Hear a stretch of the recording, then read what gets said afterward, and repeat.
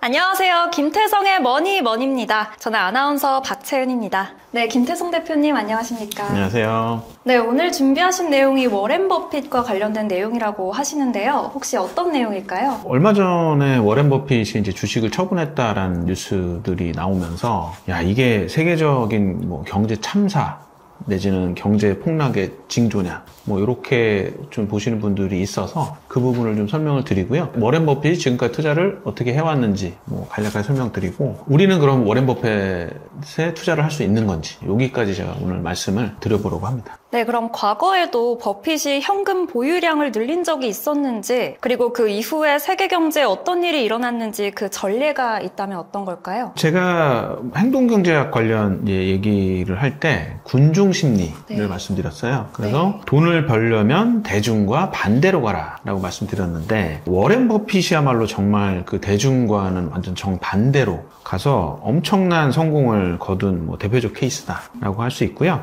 근데 여기서 이제 제가 대중과 반대로 가라라는 얘기는 사실은 대중의 흐름을 보고 뭐 무조건 반대로 해라 이런 얘기가 아니라 대부분 투자자들이 이 매도를 할 때 나는 홀로 매수를 할 수 있는 용기, 그리고 매수를 할 때 매도를 할 용기가 있어야 된다는 얘기인데 이 용기라는 게 그럼 어디서 나오냐? 바로 본인의 투자 원칙을 세우는 것에서부터 용기가 나온다. 워렌 버핏이 뭐 최근 보유한 주식 대규모 매도를 했다라고 했는데 뭐 간단히 정리를 드리면 애플 주식을 갖고 있었거든요. 근데 기존 보유량의 3분의 2 정도를 매도했어요. 그래서 금액으로는 뭐 900억 달러 수준인데 이게 원화로 보면 120조가 넘는 금액입니다. 그리고 금액이 나오진 않았는데 뱅크 오브 아메리카라는 종목도 매도를 했고 그다음에 쉐브론이라는 종목도 매도를 했어요. 그래서 이번 그 매각을 통해서 지금 현금 보유액이 448조 원으로 증가를 했습니다. 네, 그럼 매도한 이유가 뭘까요?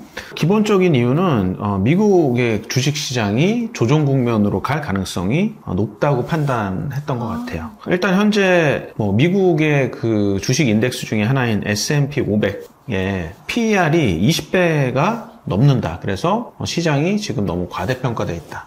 라고 보고 있는 것 같고요. 그 다음에 경제 전망이 긍정적이다라고 보지는 않는 것 같아요. 또 한편 그렇다고 해서 경제가 뭐 나락으로 간다라고 판단하는 것 같진 않아요. 왜냐하면 그렇게 판단했으면 워렌 버핏 성향상 주식을 대부분 매각을 했을 건데 또 그러진 않았거든요. 그래서 나락보다는 그냥 경제 상황이 앞으로는 조금 좋지 않을 것이다 정도의 시그널로 받아들이는 게 맞다라고 보이고 거기에 사실은 워렌 버핏은 저희 속된 말로 이제 주식쟁이거든요.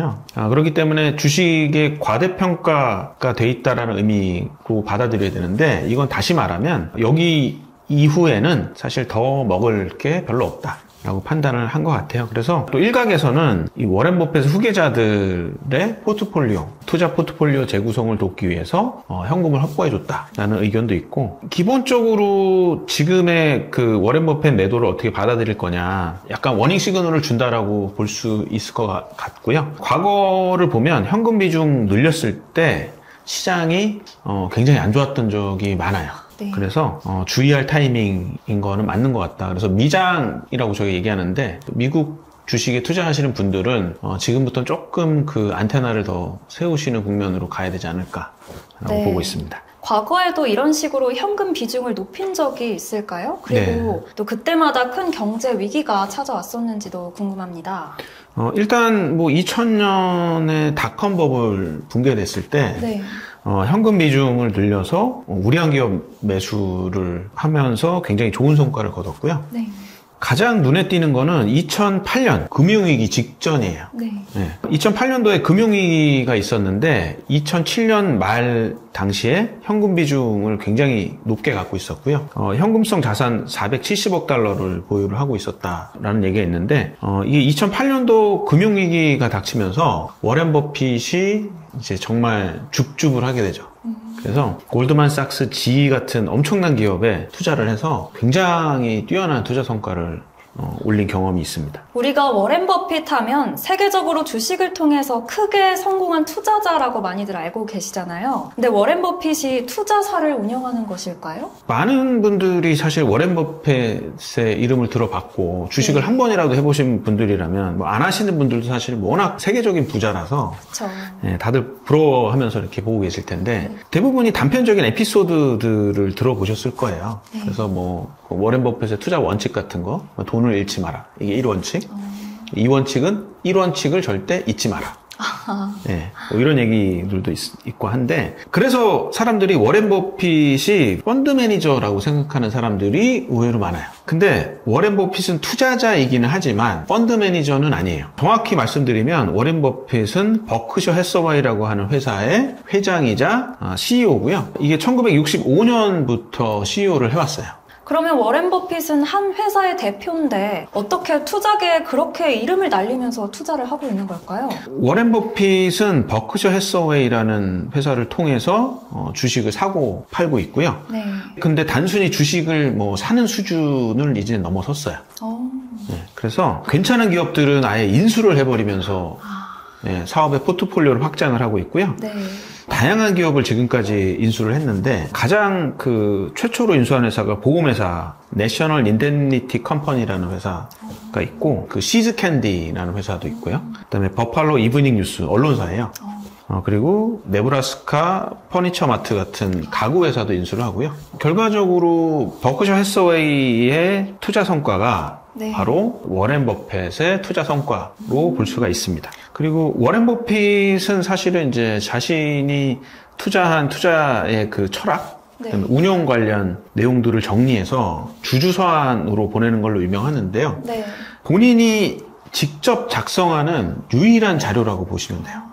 굉장히 사실 소중한 자료인 네. 건 맞고요. 시중에 나온 책들을 보면 네. 워렌 버핏에 관한 책들은 사실은 워렌 버핏의 추종자들이 쓴 책들이 대부분이고요. 워렌 버핏 가족이 쓴 책도 있어요. 투자 책 중에는. 네. 그리고 공식적인 자서전은 스노우볼이라는 책이 유일한데 네. 이 책이 정말 분량이 어마무시하거든요. 그래서 끝까지 읽은 사람은 제가 봐서는 손에 꼽힐 거다. 그러면 국내 투자자들도 워렌 버핏에 투자를 해볼 수가 있나요? 그러니까 미국 시장에서 네. 버크셔 해서웨이에 투자를 하시면 네. 워렌 버핏에 이제 투자를 한다라고 보실 수가 있고요. 네. 종류가 두 가지가 있어요. 클래스 A 주식이라고 해서 이 클래스 A 주식은 가격이 높고 의결권을 가진 주식이라고 보시면 되는데 이거는 기관 투자자하고 엄청난 좀 부자들이 주로 매수를 하는 종류의 주식이다. 라고 보시면 되고요. 단가가 높기 때문에 그렇습니다. 클래스 B 주식도 있는데요. 뭐 가격이 좀 낮고 의결권이 따라서 좀 낮아요. 그리고 일반적인 뭐 개인 투자자들이 접근이 쉽기 때문에 네. 저희 뭐 구독자분들 중에서는 클래스 B 주식을 사시는 게 적합하다라고 보여요. 그런데 투자자들 사이에서는 이 워렌 버핏을 비난하는 사람도 있다고 하는데요. 왜 그런 거죠? 굉장히 장기로 워렌 버핏에 투자를 한 사람들은 네. 죽을 때까지 주식을 못 팔아서 한 푼도 만지지 못하고 죽을 수도 있다라는 얘기가 있어요. 이게 왜 그러냐면요. 버크셔 해서웨이는 보통 미국 기업들은 배당을 잘 해주거든요. 네. 근데 버크셔 해서웨이는 배당을 지급하지 않아요. 그 돈을 아껴서 벌어들인 이익은 앞으로 내가 살 주식이나 또 다른 회사 인수에 재투자를 한다. 그게 훨씬 유용하다라고 보고 있는 거고요. 그럼 이거를 이제 뒤집어서 보면 만약에 버크셔 해서웨이 주식을 갖고 계세요? 그러면 수익을 뭘로 볼 수 있죠? 배당을 안 주면 주식을 파시는 것밖에 없는 거죠.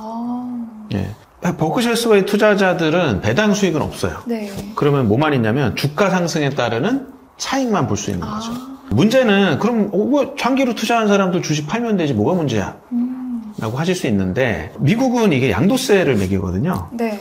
근데 요 몇 년 사이에 투자한 분들은 상관이 없어요. 네. 근데 굉장히 오래전에 장기 투자한 사람들은 네. 매수한 단가가 워낙 낮기 때문에 지금 어마무시한 차익이거든요. 그럼 이거에 따르는 세금도 어마무시하단 말이죠. 그러니까 사람들이 이걸 팔 생각을 못 하는 거예요. 그래서 이런 부분을 사실은 배당으로 좀 보완을 해주면 굉장히 좋은데 네. 배당을 해주고 있지 않기 때문에 30년 넘게 투자한 사람들은 매도도 못하고 돈 한 푼 받지 못하고 있다는 어떻게 보면 굉장히 부러운 불만을 제기하고 있는 상황입니다. 네. 국내 투자자들의 입장에서 이 버크셔가 현금 비중을 높인 상황을 어떻게 투자 전략에 반영하면 좋을까요? 뭐 나중에 한 번 더 설명드릴 기회가 있을 건데요. 네. 아주 간단한 투자 원칙만 세우시면 저는 버크셔 해서웨이가 현금 비중 높인, 그러니까 즉 워렌 버핏이 현금 비중을 높인 것과 비슷한 전략을 쓰실 수 있다라고 보고 있어요. 이 원칙 뭐냐면 오르면 팔고 내리면 산다. 네. 그러니까 오르면 팔아서 현금을 사실은 가지고 있는 거거든요. 워렌 버핏 투자랑 똑같은 방식인 거예요. 내리면 다시 사면 되는 거죠. 근데 대부분 실제 주식 투자를 해보시면 네. 이걸 반대로 하시는 경우가 많아요. 주식 해보신 분들이 이게 무슨 말인지 아실 건데요. 제가 이제 주식을 저희가 산다라고 해볼게요. 네. 그럼 처음에는 보수적으로 사는 경우가 많아요. 이게 뭐 떨어질 것 같아서 좀 겁도 나고, 그리고 좀 나눠서 사라고 하니까 좀 나눠서 사보려고 하거든요. 근데 내가 조금 1,000만 원을 갖고 투자를 하는데 100만 원 정도만 샀어요. 근데 주가가 막 올라요. 그럼 어떨 것 같으세요? 좋지 않을까요? 오르니 좋다라고 만족할 것 같지만, 네. 아니에요? 내가 저걸 1,000만 원을 다 넣었어야 되는데. 더 욕심이 생기는 거군요. 그렇죠. 그러면 어떻게 생각하냐면 오르기 전에 내가 더 샀어야 되는데 야, 이거 내가 왜 공격적으로 안 샀지? 라고 보통 사람들이 생각해요. 네. 그러면 이제 주가가 내가 산 가격보다 떠 있으니까 더 오를 것 같거든요. 네. 그러니까 지금보다 오르기 전에 주식을 사야 된다. 이렇게 해서 주식을 막 사요. 더 오를 거라고 생각하니까 조급해지는 건데 재밌는 건 뭐냐면요. 주식이 오를수록 더 세게 사요. 네. 왜냐면 내가 오른다고 가정했는데 맞았잖아요. 네. 그러니까 이거는 내가 계속 맞추니까 아까 제가 말씀드린 자신감이 막 생기면서 네. 여기서 이제 더 세게 더 많은 금액을 투자하는 경우가 많아요. 결국에는 주가가 오르면 주식을 더 사게 돼요. 근데 오르면 제가 아까 어떻게 해야 된다 그랬죠? 오르면 팔아라. 네. 네. 그 원칙을 잘 기억하시면 되는 거죠. 근데 오르면 사람들은 더 사고 있어요. 더 사고 있다. 네, 반대로 행동하시는 경우가 많고. 네. 자, 그럼 여기에서 완전 반대로 이제 주가가 빠지면, 네. 주가가 하락하면 어떻게 되냐면, 주가가 빠지면 싸게 살 수 있으니까 살 것 같잖아요. 네. 근데 주가가 빠지면 사질 못해요. 주가가 며칠 연속으로 빠지면 사람들이 어떻게 되냐면 더 빠질 것 같거든요. 그러니까 무서워서 못 사요. 그러니까 오히려 두려움이 생기면서 나도 같이 뇌동매매로 팔 가능성이 더 커져요. 네. 그러면 제가 아까 사람들이 이제 많이 말하는 게 이익이 주는 기쁨보다 손실이 주는 고통이 2배는 더 크다라고 하거든요. 네. 그러면 결국에는 두려움 때문에 내리면 팔게 되는 거예요. 그럼 다시 정리하면 어떻게 되냐면 투자의 원칙은 오르면 팔고 내리면 사야 되는데 네. 오르면 마음이 급해지니까 더 사고 내리면 겁이 나서 팔아버려요. 거꾸로 행동을 하는 거죠. 네. 또 하나 또 팁을 드리자면 네. 주식 투자를 많이 하는 게 좋을 것 같으세요? 조금 하는 게 좋을 것 같으세요? 글쎄요, 많이 해야 또 많이 벌 수 있지 않을까 이런 생각이 드는데 어떤가요? 잃기도 많이 잃습니다. 그렇죠. 많이요. 그 주식을 1년에 한두 번만 하는 것도 굉장히 좋은 전략이에요. 네. 이게 상시로 주식을 하는 것보다 성과가 이렇게 좋은 분들이 많거든요. 네. 제가 아는 분 중에 회사를 매각을 잘 하셔가지고 200억 넘게 갖고 계신 분이 있으세요. 네. 근데 이분이 제가 진짜 고수인 게 저한테 식사하실 때 그러시더라고요. 야, 김 대표, 나는 2, 3년에 한 번만 주식을 해. 근데 언제 주식하시냐면 신문에 주식시장이 폭망했다. 좀 죄송한 얘기지만 증권사 직원이 자살했다라는 뉴스가 나오면 우량주 중심으로 그냥 매수해라고 하시더라고요. 그리고 사실은 제가 아는 고수급의 투자자분 중에서도 이런 분들이 꽤 있어요. 나머지 시간 그럼 뭐 하냐? 네. 나머지 시간을 아무것도 안 하고 있다가 갑자기 뉴스 보고 투자하면 되는 거냐? 네. 사실 그건 아니고 나머지 시간은 시장 상황을 옆에서 계속 지켜봐야 어느 정도 낙폭이 과대, 굉장히 많이 빠졌기 때문에 사야 된다라는 타이밍을 잡을 수 있는 거거든요. 그래서 항상 주식시장에 관심을 갖고 보되 실제적인 투자는 1년에 한 번, 2번 하시는 것도 전략상 나쁜 방법은 아니다.